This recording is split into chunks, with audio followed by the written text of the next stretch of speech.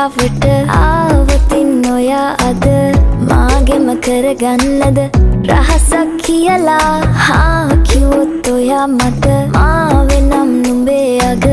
රැජිනිය සදහට මං දෙවරක් නොහිතා සැරෙන් සැරේ කෝලෙන් බල බලා ඇසේ අස්සෙන් බොරුවට එපා වගේ හිඳින්න එපා රවන්න එපා ටිකෙන් ටිකේ ආලෙන් පුරවලා හිතේ හිස්තැන් නුඹ මට හිතක් වටින කෙනා නිසා චුට්ටක් කතාවට ආවොතින් ඔයා අද මාගෙම කරගන්නද රහසක් කියලා කිව්වොත් ඔයා මට මාවෙනම් නුඹේ අග රැජිනිය සදහට මං